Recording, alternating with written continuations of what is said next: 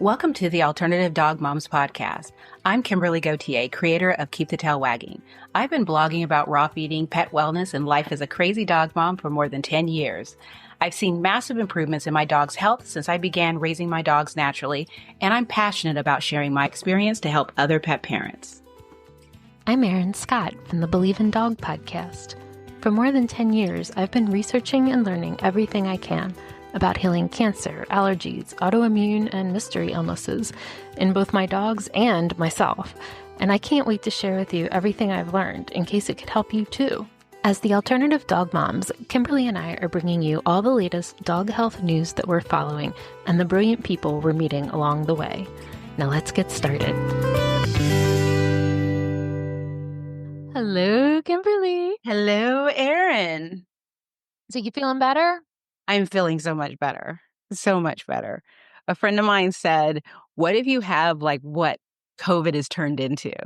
Because they used to say back in 2020, 2021 that eventually COVID would just turn into like a regular cold or like, a heightened cold. And I was just like, maybe I did. Maybe that's what happened. I don't know. It was 2 days of, it started on Monday and I just thought it was allergies. And fever broke like Thursday night, Friday morning. And then I spent the next days like with a mild cough and just blowing my nose like crazy. But it turns out it's going around here in Washington. But most people have like a really crazy cough. I mean, whereas I have all the other symptoms that people like a really intense sore throat where it feels like you swallow razor blades but I didn't have a big cough. I was sneezing like just insanely crazy. And then it went away. And Johan didn't get it. So it was just like, okay. And now I feel like I'm going to be healthy for the rest of the year. Yeah. Like I paid my dues to the virus gods and I am going to be fine now. I've been, knock on wood, fortunate this year with illnesses, so I know. I don't want to say anything. How's the weather? It's good right now. It's been gorgeous. I actually have a little bit of like this weird sunburn on like one side of my face because I went to get coffee with a friend over the weekend and we ended up sitting outside for longer than I had anticipated, I had not anticipated sitting outside at all. And so I always end up with the world's weirdest sunburn. So it's like just on like this side of my nose and like this side of my forehead and then like a stripe on my wrist. That was where my shirt ended, and so anyway, still reigning queen of weird sunburns. Yeah, we've had gorgeous weather. A couple days ago, it was 70 degrees. And it rained. It's like light rain here. I mean, it's funny because when people think about the rain here, I haven't owned an umbrella. I'm sure there's an umbrella somewhere in this house, but I haven't used an umbrella in probably maybe 15 years, 20 years. I'm rarely in pouring down rain. Usually you're just inside. And if you're gonna go someplace, you sort of just go really quickly. But usually it's this light kind of rain that I always feel like it goes around the umbrella and then underneath it and you get wet anyway. Yeah. So it's like, what's the point of having an umbrella? Yeah. Because you just end up with another wet thing to carry around with you. So I just quit carrying them around. I don't really use them. So, yeah. How are the pups? My pups are doing good. Everyone's sleeping right now except for Zoe's staring at me, but everyone else is sleeping. I was gifted some products from Super Snouts. I always call it Super Sprouts. I don't know why. But I've seen them for years. And it's so funny because I don't know what I thought. It was years ago at Super Zoo where I thought something negative about this brand. And so I walked up to their booth and while they were talking to someone else and I looked at their green lip mussel, basically their joint powder. And I turned it around, only ingredient was green lip mussels. And I was just like, oh my gosh. And after that, every time someone would say, where do you get green lip mussel powder? I would recommend that. I got it through my co-op, but I knew that was the one brand that had just green lip mussel powder. And so when they reached out to me, they were offering me their hemp line. And so they have a calming one and then a hemp joint one. And I asked, would you mind including the joint powered as well? Because it's like I've always wanted to try it. But what I love is I'm already going to buy, and especially if they have a bigger container of the calming one.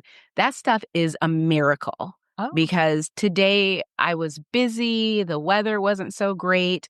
Because even when I was sick, I was out either playing with the dogs or walking a couple of the dogs. I was trying to keep them active. And today I was just like, I'm just not going to be able to do it. So I put some of the calming in their breakfast and some of the calming in their dinner. And it takes about 20 to 30 minutes, and everyone is just chill, and nice. it's so wonderful. So, yeah, and I actually posted about it today, and a few people said that it's the only thing that actually works for their dog. I might have to pick But some of that up. yeah, I took a picture to show what the ingredients are. I mean, it does have inactive ingredients, but they're not terrible. I do have a a message into them because I'm curious to know if any of the inactive ingredients are synthetic. But as far as the active ingredients, broad spectrum hemp extract, L-tryptophan, chamomile, passion flower. And I mean, it works. I'm like really impressed with it. So, yeah, but otherwise, yeah, everyone's doing good. Apollo, I'm seeing a side of Apollo that I haven't seen in a long time. I forgot what a loud player he is, because he has this growl that he uses when he plays. He has a growl that he uses when he plays with me, but he has a growl that he uses when he plays with dogs, usually when he plays with Bella, but he uses it when he plays with the puppy. And it's so loud. I mean, it's the loudest sound. And the puppy's like nonplussed. And at first I used to be worried, like, oh, does he not like the puppy? But he's like, no, this is just how they play. And so they've been sleeping together, and he was chasing her around the yard today, and he was doing to her what he used to do to Bella, where he would just roll them.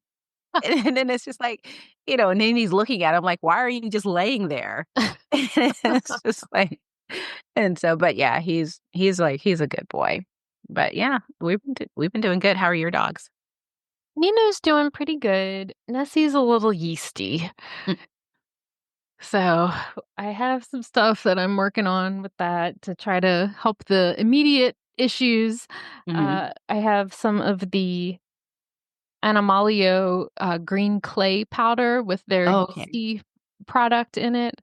And so that's been very helpful. And then I have a product, I'll put a link in the show notes. I don't know how to pronounce it, but it's something that Dr. Connor Brady has on his in his line of products, and that's like an ear and a moisturizing oil that has like something in it that eats the yeast. So that's been Oh, helping kind of topically, and I'm obviously still working on her gut health, but this has been a seasonal flare yet again. So, yeah. and you know how Is much it she loves having her ears touched. So, is that a breed thing too?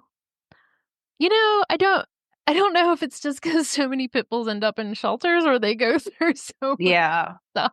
'Cause it's like, wow. But yes, they do seem to be particularly prone to it, and it's kinda what was part of Penny's issues too. Mhm. So, it's just been interesting. We hadn't dealt with this until Penny, and now we get to deal with it again with a dog that freaks out and you touch her ears and her feet. I have to approach her like a horse. When I touch her feet, I, like, pat, like, all down her leg and, like, Yeah. I don't do any quick movements. I just keep my hands on her all the way around.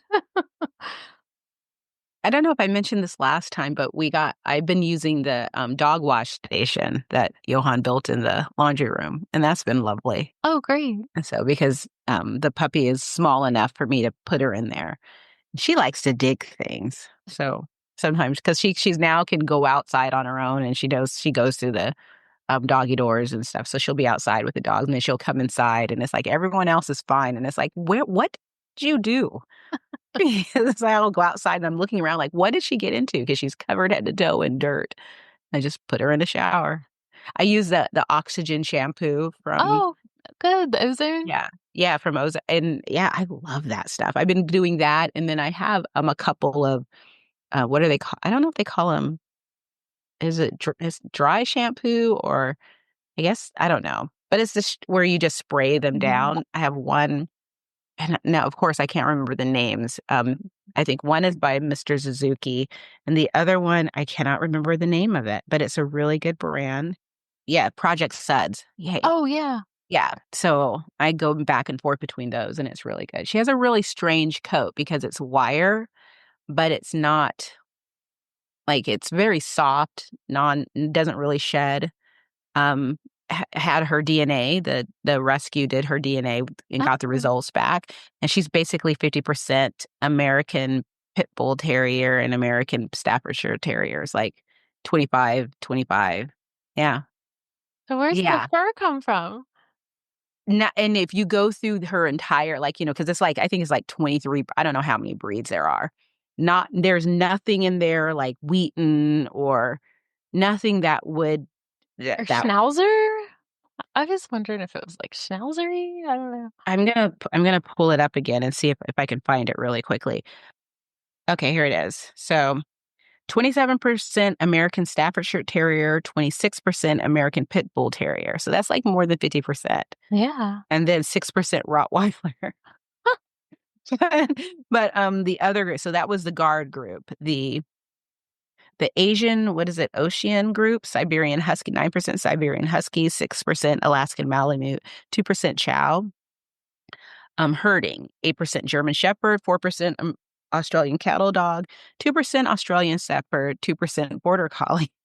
Sporting, 2% Golden Retriever, 2% Labrador Retriever. Terrier, 2% Chihuahua. Companion, 2% Poodle. Yes. Makes no sense. Yes. Wow. So yeah, it's like a little all over the place. I actually was gonna do like some type of giveaway to have people guess the breed, but I guess I just spoiled that by listing them out. But it's No yeah, one would have guessed that. no, no. I mean, it's just like yeah, and it's just like and she's such a good dog. She's just such a sweetie. Goes into her kennel at night and sleeps through the night. She's such a great, just a great dog. Well, we But have issues here in Maryland with breed-specific legislation. We had a big issue back in 2012, and are people gonna ban her for being a pit bull because her DNA yeah, test said, you know what I mean? Like, it just gets yeah. into, like, how you can't trust visual identification for breeds, Or yeah, characteristics. or like, with pet insurance or, homeowners insurance, I mean, it's just like it's one of those things, but yeah, man, and she's gonna be a small dog. She'll probably be at most like 40 to 50 pounds. And by small dog, I mean small for me. I know that that's typically seen as a medium-sized dog, but, small for me. But Or yeah. extra, extra, extra large when you're trying to buy cute dog clothes. Oh, I know. It's just such a pain in the neck. So, yes. So let's talk about what's going on in the world. There's a lot going on. I fell down a rabbit hole and I stumbled and tripped down this rabbit hole intentionally. And it was the 80-10-10 because I started the conversation about 80-10-10, I think last week.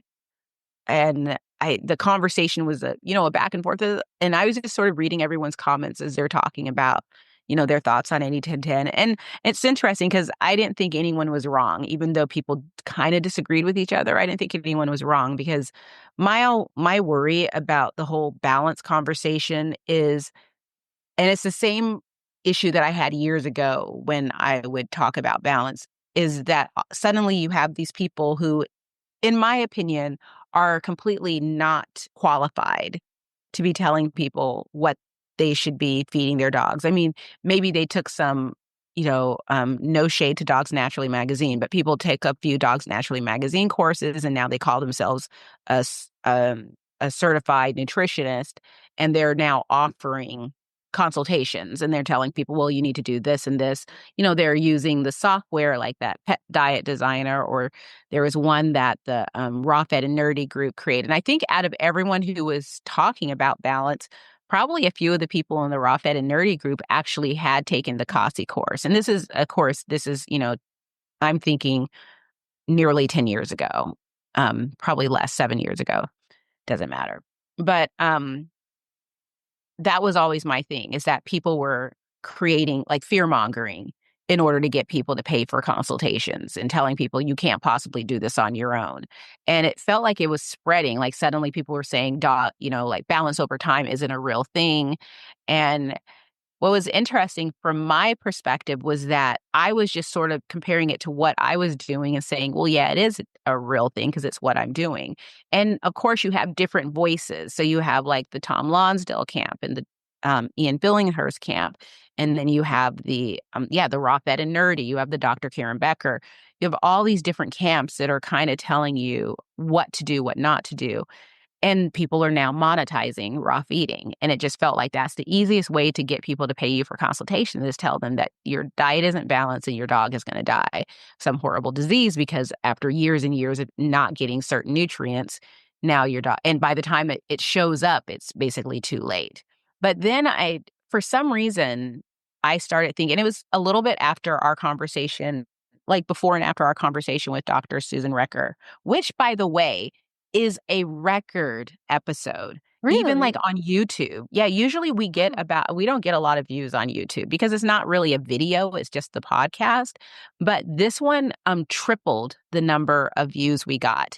I mean, Wow. people are really very, very interested in that. Got messages. One person said it was their favorite, like basically after the past 3 years, that was our best episode ever. Wow. And yeah, it's got a lot of That's compliments. awesome. Thank you, everybody. Yeah. We loved having that conversation. Yeah, it was just really amazing. But the thing about it is I started thinking about the things because that's always been the argument against balance is that dogs in the wild aren't worrying about balance. They're not looking at food and going, oh, I think I had a little too much bone today, so I'm going to leave that alone and have this instead. They're not doing all of these things. But the thought was thinking about Apollo, and when he kills a rabbit, he's eating the brain, the eyes, the nails. He's eating the fur. He's eating everything. And all those things have nutrients that I can't say how many people, but I'm going to guess that many people who are feeding prey model or barf aren't looking for a source for eyeballs and brain. I actually did feed brain for a time because you can get pork brain. But a lot of people aren't feeding these things. And even if they or I would say when I fed pork brain, I didn't know how much to feed or I didn't know. But those are the type of things that we don't think about.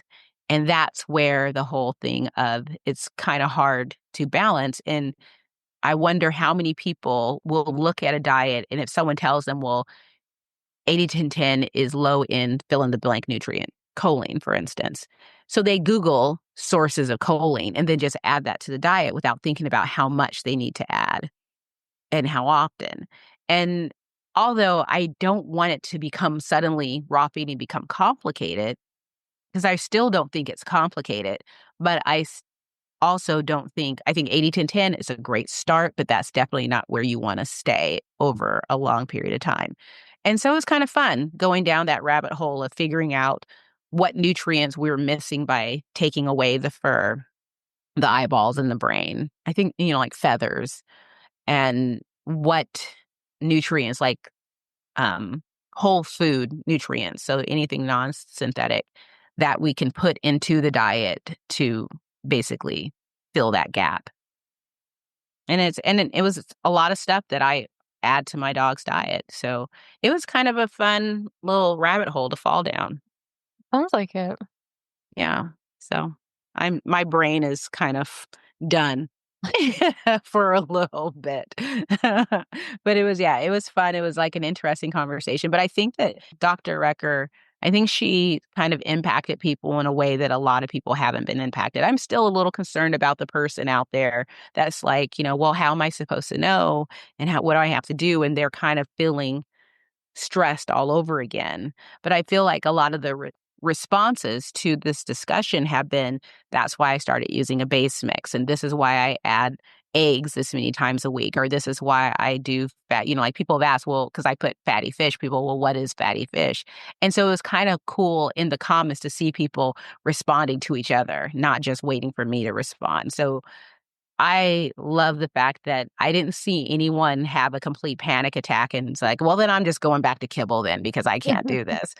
People were just like asking questions and other people were, so, well, this is what I do. And so that was a Oh, really I kind love of that. interesting. Yeah. That's Yeah. what what you hope social media is. Yes, exactly, exactly. I mean, that's what it should be. It's just like, people talking to each other and helping each other and guiding each other. And it's just like, that was like really exciting to see. Yeah, because I do like hearing about what other people are doing and, I wanna get the animal diet formulator. Hopefully this summer when my work schedule, calms down some, I could play around with it because 'cause I'm really curious and, I've always done commercial because I didn't wanna have to think about all these things. Like only have so much bandwidth here. But, Yeah. maybe it would be interesting to try to play around with it and to make sure that the amounts I'm feeding them and the brands I'm feeding. Yeah, I think that that's what's so fascinating too is that, like for instance, someone reached out to me and said that they feed Viva Raw, but the Viva Raw that they feed, which is whole, I think it was a rabbit blend, but it's the whole rabbit. But I don't know if it was someone they spoke to at Viva Raw or it's on their website or maybe both. They were told that this is still not going to be complete and this may not be enough for your dog. And so you need to really talk to someone about what your dog might need. Well, Viva Raw products are in the animal diet formulator software. And I think that, going on with that past discussion about commercial brands that aren't complete, knowing that you can plug that into there and then just figure out what you need. I mean, even for like all the dogs in my home, I have a senior dog, I have 2 adults. Well, I have a senior, I have an adolescent. I don't know if 2 years old is still considered adolescence, but, an adult and a puppy, and all of them have, slightly different nutritional needs. And going back to that conversation of like, for instance, Zoe can lose about 5 pounds, but I don't want to dial back her food so much that she is now in a nutrient deficit. So I have to Yes. find a way to be able to balance to make sure she's getting what she needs and she's not being overfed. Yeah, And so that's what because I think Nino is getting less than what would be recommended for his weight mhm. because he had needed anyway, well, I've talked about that whole weight saga with him. So yeah, I do kinda wanna make sure and especially, he's getting older and I wanna make sure that his body's getting what it needs to support him, and so, yeah, I'm really curious Yeah. about that, and how many of us are feeding, like, exactly what it says on the package, you know? Exactly. And well, because I mean, it does make sense because, because I've told people this. Look at what's on the package, or like with DIY, do, 3% or 2%, and then adjust up and down based on what your individual dog's needs without thinking. And to be honest, it may just be that simple. It really doesn't have to be that complicated. And I think I say that for people who are new. But if you're going to continue basically taking control of your dog's nutritional health, and, tied into that is basically their health, you have to sort of add more thought into what you're doing. So it may not be on day one, because I mean, I figure you don't have to get everything. You don't even have to get things right by day 180. I figure, the first year is a learning year and figuring it out, getting what you need to do. But you do want to, especially if you're doing a puppy, you really want to get that buttoned down. But you don't have to kill yourself trying to micromanage every single nutrient that's going into the bowl. But it can be things like, okay, well, Zoe is 11 years old.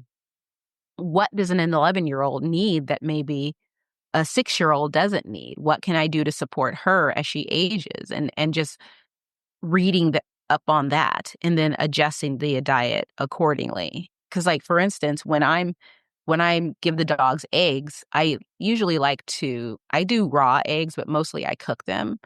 And, when I cook the whites, I give a little more of the whites to Zoe because that's a little extra protein in her bowl for her muscles. And so, whether or not it's really doing anything, I don't know. I feel like it is. She likes it. She's happy. But, just doing enough so that I'm not overfeeding her.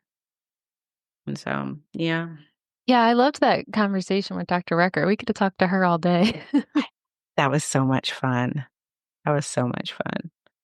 I did see the article by Susan Thixton about the person that called raw feeders conspiracy theorists.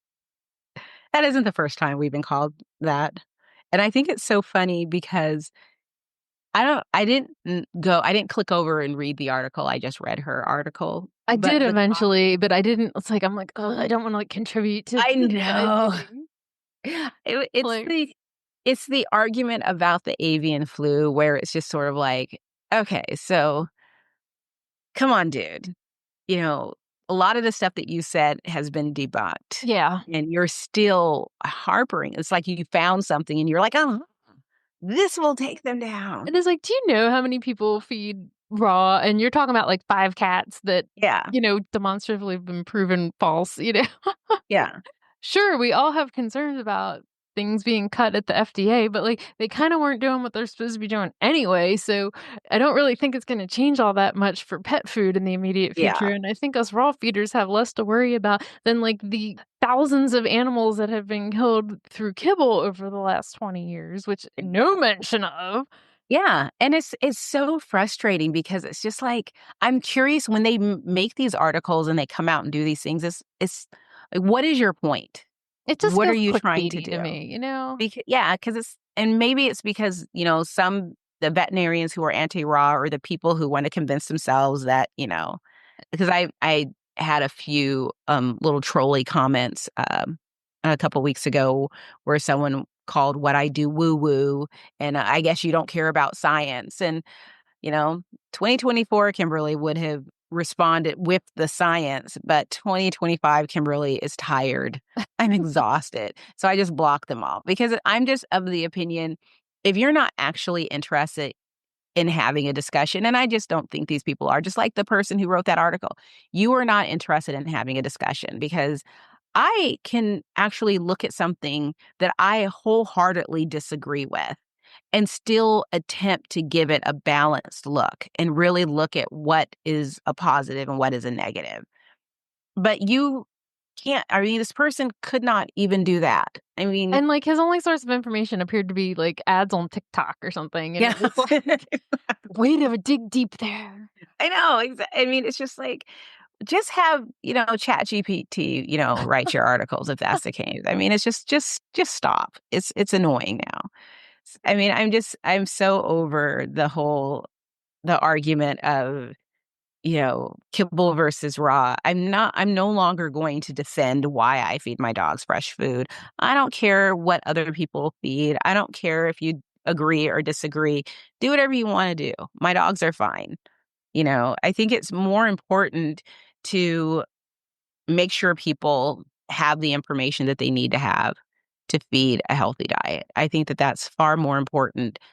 Or just why don't you try looking into why? If you're going to write an article, in my opinion, you should be speaking to raw feeders. You should be speaking to pro raw veterinarians. You should be speaking to owners of raw food brands and understanding that side of it, as well as the people who are against, and then having a balanced take on it.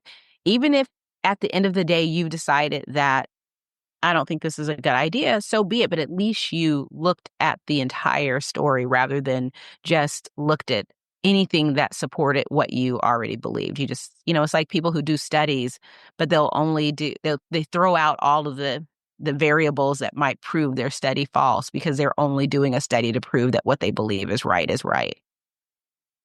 And it's just and it's sad because and that's what I feel like media has turned into, where Yes. everybody is in their own little bubble and they're not interested in being challenged. I mean, I have to say, I mean, I just said it. I'm not interested in arguing with people about, feeding raw, you know, however, but it's like my key word is argue. I don't mind having a respectful discussion with someone about my choices to feed fresh food. I'm just not going to have someone swearing at me, yelling at me, and calling me names because they disagree with how I feed my dogs. It's a waste of both of our time. Yeah. So, yeah. Had to laugh. I saw a post in a Facebook group today about raw feeding, and it was like, my veterinarian says that the poop of raw fed dogs is dangerous, and somebody's like, well, what are you doing with their poop? It's like, you shouldn't be handling any poop. Like, and I just had to laugh about that one. Yeah. I know when I posted about garlic a couple weeks ago, someone said, and I posted in there that, if a dog is, I wouldn't give garlic to young puppies, pregnant dogs, or dogs with an anemic condition. And someone commented, well, how the hell am I supposed to know if my dog has an anemic condition unless I take it to the damn vet? That's not helpful. And I'm just like, I would think you would know. I think you would know. And, if you aren't sure, don't do it. It's like, I mean, you should hopefully be getting blood work done on a sort I of would regular I basis to would know. hope, but, it's so, yeah, that was pretty hilarious. That was hilarious. So, yeah, You can't please all the people all the time, and you on can't. social media, you can never please anyone. It's I've had a pointless. hard time with social media lately, to be honest. I wanna So, gouge my eyes out. I do wanna give a shout out because I wanna say we have several men now, Nick, you will always be our number 1. He's the OG. But we also have Brian, we also have Ethan, so shout out to Ethan. We also have Mike, and we also I'm pretty sure there's events out there. So 5 gentlemen that I know of have joined the squad, so that is pretty exciting. And you would think that, why do you even care?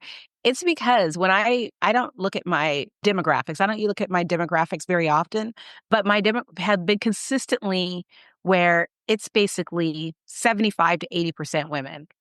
And it's always been that way. And years ago, they still do it, but years ago, I read a marketing report, and they're doing an annual marketing report for the pet industry.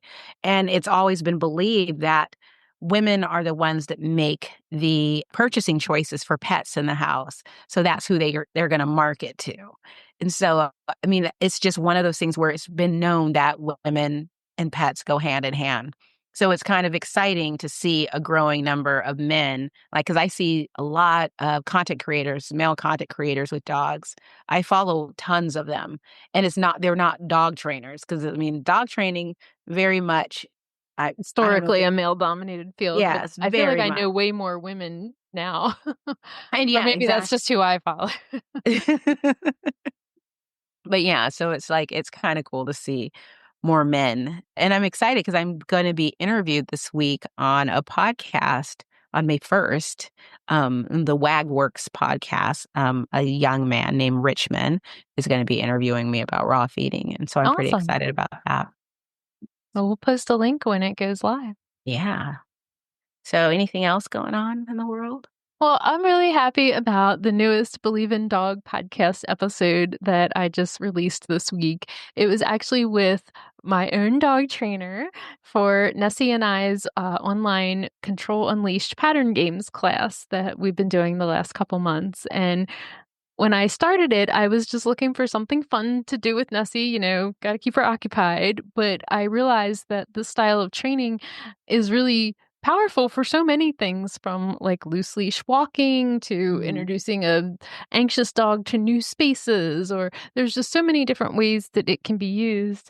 And I wanted to share that with everyone. So, normally I go to somebody who's like the creator of it, right? Which is a woman named Leslie McDevitt. But in this case, it was actually, just speaking with a local trainer in my area who I've been working with. And it was really interesting. She used to be a zookeeper and worked at a couple different zoos around the country. And so it was interesting talking to her about, like, are there skills from being a zookeeper that translate into dog training? And she's a really interesting story, and I think super helpful information. So I just been nerding out about this whole pattern games thing the last few months, and I just want to tell everybody about it.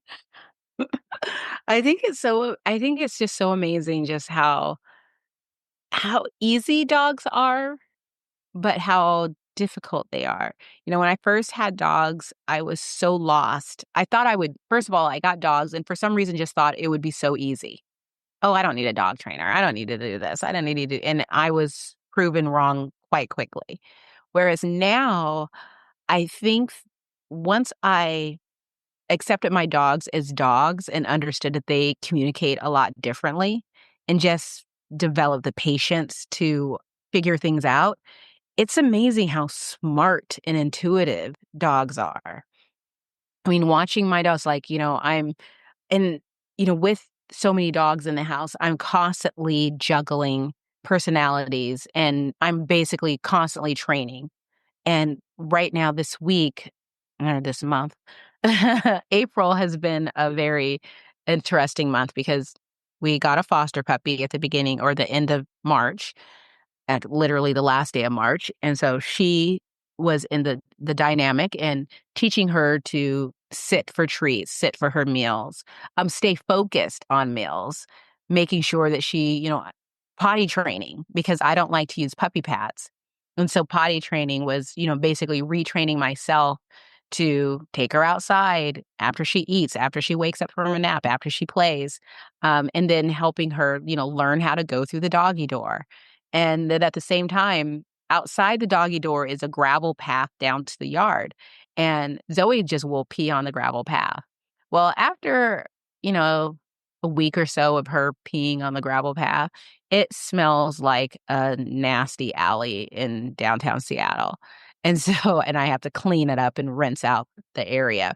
And so now I'm working with Zoe, my 11-year-old, on teaching her go all the way down, go all the way to the end. And that's basically the phrase I use because she'll go, if she has to really go, she'll rush out of the doggy door and I can't get the door open to be there to remind her. So as she's rushing through, I just say, go all the way to the end. And by the time I get the door open, she's walking down to the end and peeing in the grass. And so she's remembering that. Oh. And then Bella, who was afraid of everything under the sun, thanks to zero socialization in her formative years, her early puppy years. She was basically a pandemic puppy, where the person who bred her, we believe, was had because I met the person that has her older sibling, like a year older. So the person who bred her was breeding puppies during the pandemic and selling them, but then people stopped buying puppies.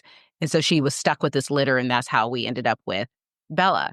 So her whole litter has anxiety issues, but they've sort of managed them differently. And like the only boy in the litter, his, you know, mom takes him camping and takes him all these running and stuff like that. So he's gained a lot of confidence. And for her, she'll run into the house. So she'll run into the house and she just immediately runs to her safe space, which is like one of the sofas. But if it's been raining, we don't want her on the sofa wet. And so I had to be able to, as I'm juggling all these dogs, train her to rush into the house, but immediately turn back and wait for me to dry her off.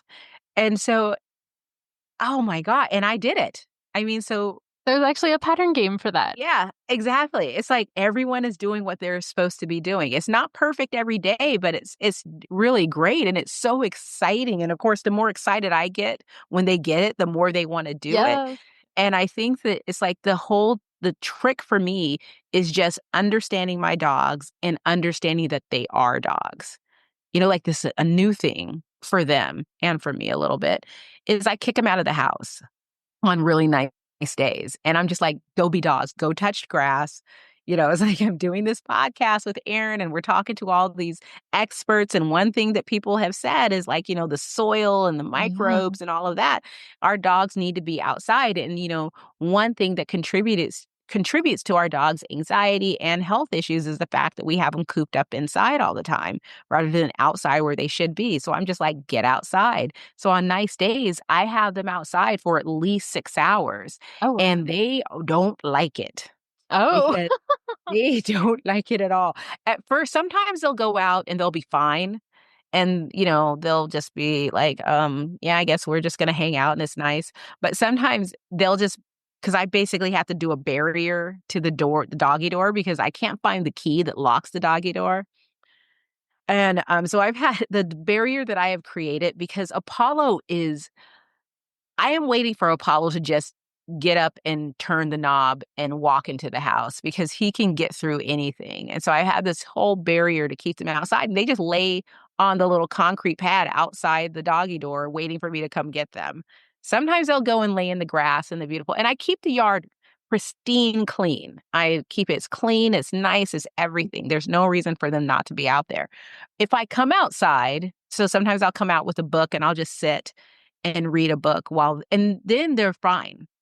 And they're just like, they'll go and Yeah, they play wanna and be just, with you. but it's like, I'm just like, I'm working, so I'll work and you guys just be outside and enjoy this day. No, no.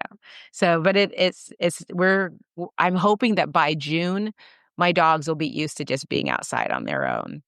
So, that is Nessie's favorite thing in the whole world. So, I've had a couple days I've at least, like, 1 day a week, I try to work from home when it's a little bit nicer out, and it's funny, if I shut the slider door, Nessie wants to immediately come right back inside.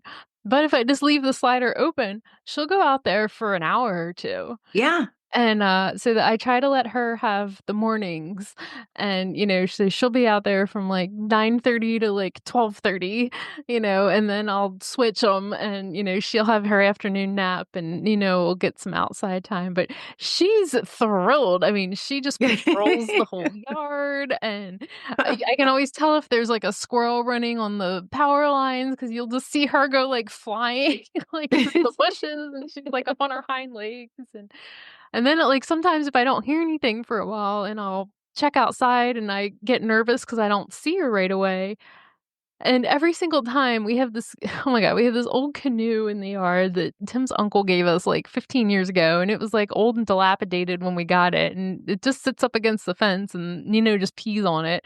But Nessie likes to go behind it because sometimes rabbits go back there because it's kinda, like, propped on its side, and so, I guess, like, rabbits must go back there, so she'll go back there, like, and she'll just hang out behind the canoe, and, like, I'm always like, Nessie, and she doesn't come right away. And, oh, we did have an adventure last week one day. So I have the door wide open and I'm working and she's like, I can see right out the door, I can see the whole yard. And she starts rolling on something like that thing that they do where they start rolling. And Yeah. I haven't very rarely ever seen her do that. And I'm like, oh, that's funny. She's rolling. And then I'm like, oh God, is she rolling on something? And I'm thinking it's a dead bird or something because we get those sparrows that like fight each other a lot. And I go out there and it's a snake and it's alive.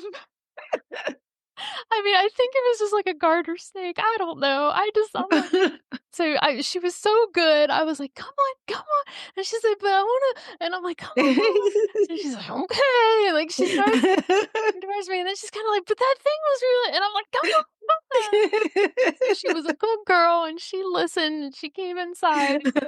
Like, I waited a couple minutes and went back out there, and the snake was long gone, and so I was 'cause at one point, it looked like she was trying to grab it in her mouth and, like, Yeah. and I, like, wiped her down with, baby wipe, like, kinda like baby wipe type things, and oh my god, she had, like, stuff all over her, and I was telling Tim about it, and he's like, "Oh, yeah, it was probably snake pee," "I probably got," Yep. and I'm like, "Oh god." Yep. I get We creeped have out by areas snakes. at the edge of our property when Johan like trims trees and stuff like that, he'll take all the branches and we put it at the edge of the property. And so we have a couple like huge piles of just old dead things. And over time it'll just break down and go away. But the way one section, there's no, I think, maybe rabbits might live inside and stuff because the dogs are very interested in it, but they can't get into it. But the second pile, they can get into it, and they are just, like, having a blast going underneath it inside, and I'm so grateful that we don't have, knock on wood, a tick issue because that's probably where ticks would live, but, they're just fascinated with it. And then, deer have been coming onto the property. So yesterday, the deer were, like, walking around our fruit trees, which are just starting to bloom, so nothing is grown yet. But they're, looking around. And so I just opened the window and I'm like, "Hey, deer, get away from that tree." And they were just looking at me like, what?" And I guess this morning, Johan said that they were out in the we our flower garden. So they're standing just in the middle of the flower garden, just like right in front of the house. Dogs are going crazy. And it's just like the deer just like are so unbothered because I think they figured out the dogs can't get out of the house. So we're just going to stand here. Who cares? But my adventure was walking three of the dogs, as I figured out that Zoe can no longer walk with the other dogs because even when we walk slow, it's a little too fast for her. It's not her pace, and she just likes a leisurely. Yeah, she's an Let's old look lady. at, yeah, let's look at stuff. Let's just chill type of pace. So I now need to. I have to do two walks and a ball throw, or I can do just two walks where I walk Zoe and Bella around the property because Bella won't go on the trail because of the bicycles, but the puppy and Apollo do great on the trail. But anyway, that day I had three of the dogs and I'm nearsighted. So I saw ahead of me a shadow and it was just like, I knew that whatever it was wasn't supposed to be. It wasn't a new thing. It wasn't a tree. It wasn't, and I was just like, it's a deer. So I stood and I waited while the dogs are sniffing around to waited for it to move, and it turned its head and like, yep, it's a deer. And I was like, well, I'll keep walking. Maybe as we get closer, it'll just mosey on.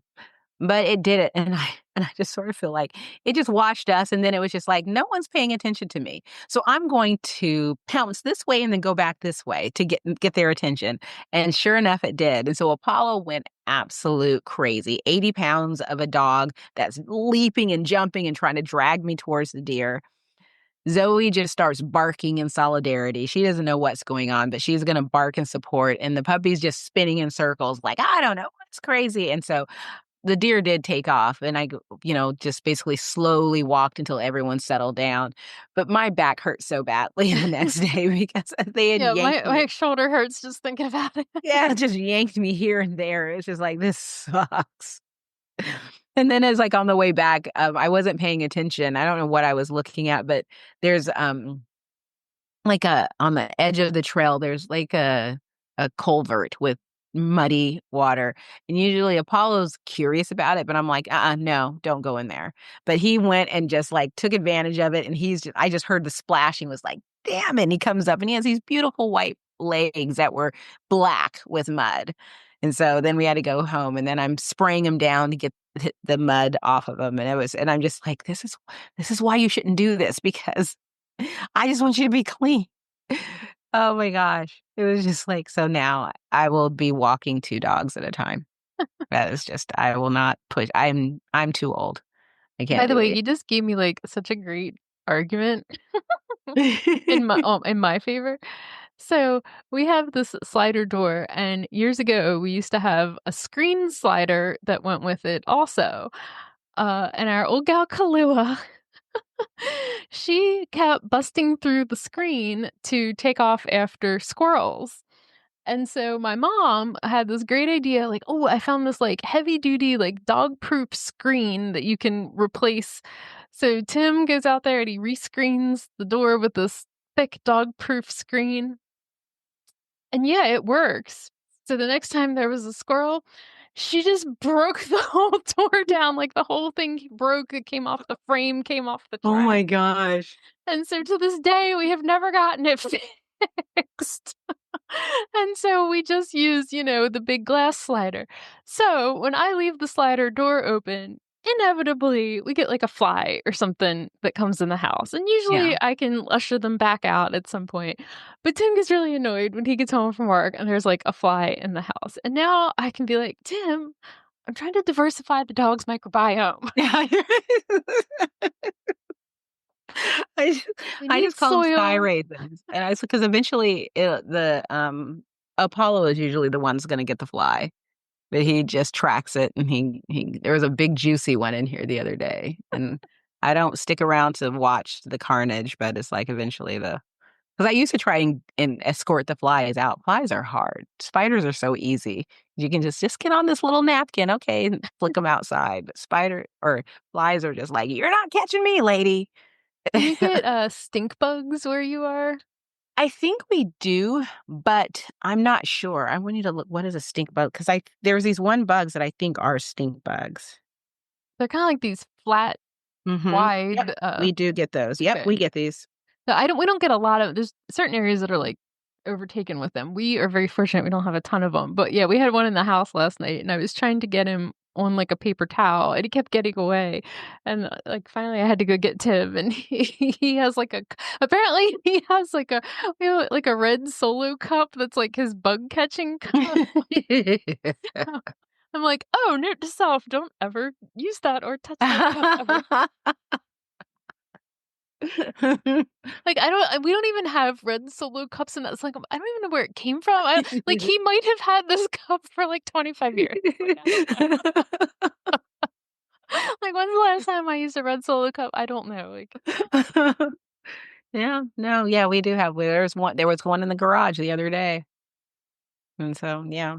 did you at least get to watch anything good when you were I sick? did, I did. Oh my gosh, it was so great. So I watched we did discover it was Black Doves, right, on Yes, Black Dove, Netflix, yeah. and so with, Keira Knightley, and I loved It it. was I thought it so was good. so good. It's like this, spy type show. It Noir was kind of, so yeah. good. And I really got a kick out of it. I did finally finish watching, White Lotus. I did that, like, a couple weeks ago. I finished White Lotus. I actually felt like the last episode was kinda anticlimactic, given everything that had happened through the series. I was just like, "Wow, okay." And, I watched Pulse, which, appealed to the Grey's Anatomy lover in me. So I watched that, and Oh, can we just go back to Black Doves for a minute and talk about uh-huh. Williams? I was obsessed with her. She was the female assassin. The blonde. Yes. I kept looking her up because I swear she was from something, but I mean, I loved how casual they were Yeah. and stuff about, and it was so funny.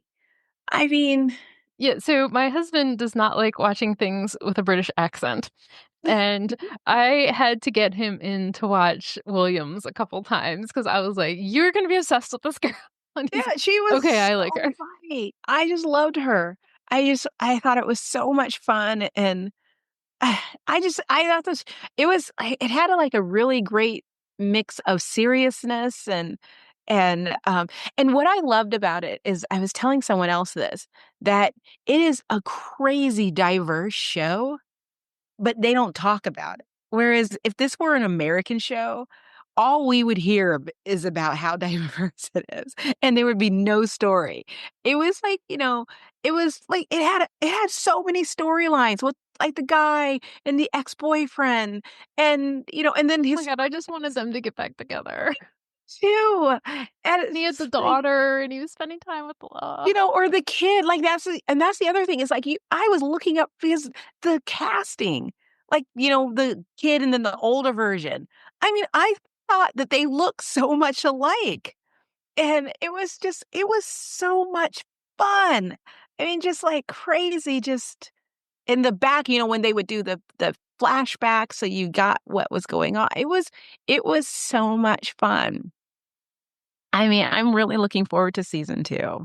So I just had a real kick out of it. And that was, what was her name? Oh, the comedian. And the only reason why I knew it was her because I recognized her voice. Yeah, Tracy Ullman. Oh, yes. Yes, Because that was I amazing recognize seeing her. her. Yes. Yeah, and I recognize her voice, and so it was just like, "Oh my gosh," and so, yeah, it was such a good show and so many things, and it was as as bloody as it was, it was right up my alley, just as, I just feel like like it's a good compliment to that show, The Gentleman. Like, I feel like they were kinda in the same vein. Like, I it was see now I need to watch The Gentleman yeah. because that's And there's because a that second season of that coming too, so I really like the fact that, they would be so casual in the comments about the things that they said and that would make you laugh in a crazy situation. So that's pretty much all I watched was that. And then I watched my comfort TV, so Grey's Anatomy and Bones. Just was watching Bones and Grey's Anatomy. That's what my comfort TV. well, once we finished the third season of White Lotus. Like I said, we had never watched it from the beginning. We only had watched the current season. But now we have gone back and we're like almost done the first season. And Mhm. the show, so that one's in Hawaii. And Yeah. of course, we're doing a family trip to Hawaii in a couple months. And so Tim's like, oh God, is this what it's going to be like? And he is so triggered by the rich couple, the rich guy that's like the newlyweds. Like, oh my God, Yeah. he just wants to like pound that guy's face in. He's like, I'm so triggered. I'm so triggered. I mean, I guess that's what I love about White Lotus is that they take, I mean, for me at least, they take characters where I'm used to them being a certain like way. Like, do you remember the show or the movie, or I don't know if you've ever seen the movie How to Be Single? I don't think I've seen that. It's a really sweet movie. And so, okay, so I have it. It has Dakota Johnson. She stars in it. Rebel Wilson is like her best friend, Oh, okay. from Leslie Mann from what is it? Knocked Up and stuff. Yes. Yeah. She Tim's in love with her. Yeah. She's Dakota Johnson's sister. Well, Jake Lacey, who's the jerk in White Lotus, he is Leslie Mann's boyfriend in that. But he's like this goofy, silly type of guy in that. So that's what and I've seen him in other things, and he kind He's in The Office. He was in because I kept yeah, thinking of him from The Office. he's kind of like, he's not a serious. This is like the whole thing with I've never seen him play that type of role Yeah. before. So, and it's like, and that's what it is with a lot of like in the third season, was it Parker Posey? I've never seen her play that role before, and that the husband who is, the jerk from the Harry Potter. I mean, like everyone played kind of like a role that was like, oh, and I loved it. Yeah, I really loved it. And we're almost finished with Righteous Gemstones. We've been watching that too. But it usually takes us like 2 or 3 nights to get through one of these shows because they're so long, and we pretty much only watch it when we're eating dinner. And then Nina's like, "I need dinner now," and it gets super annoying, and we have to. It's like a really. I thought the first season to me was maybe shocking, but just it went in a direction that I didn't expect, and I was just like, "What in the hell am I watching?" Now by the third season, I'm an old hat, so Well, it makes a lot more sense for Belinda with why she made the choices that she did. We yes, were like, "Oh, yeah. okay." Yeah, so yeah, that is just so much fun. But there's like a lot of stuff. There's a lot of stuff on TV. I tried to watch the new show on Apple TV with George Clooney and Brad Pitt and just could not get into it. I was just sort of like, you guys are just I feel like sometimes there are shows and same with movies where it's more of a nostalgia bait Mm. where we love them so much in the, Ocean's 11 movie. Let's bring them back together and let's have that, banter back and forth. I was just like, I just don't care. I don't care. Oh, I've been watching The Studio on Apple TV, the one with Seth Rogen. Okay, I saw the little clip of it, but I haven't watched it. Yeah, there was a really fun like the first one was well, okay. I heard an interview with Seth Rogen before the show came out, and he pretty much like told the whole first episode in that interview. So then when I watched it, it like wasn't as funny, and all the other ones have seemed so much funnier to me. But I think it's just because I listened to like that one interview. So Yeah. I think all of them probably are funny. But I like how there's people in it playing like a version of themselves, Mhm. and I think it's very very Okay. smart, very funny, and, obviously, I don't know anything about Hollywood, but it's, like, exactly what I would expect Hollywood to be like, you know? Yeah, I'm really excited because The Accountant 2 is coming, or it's actually out.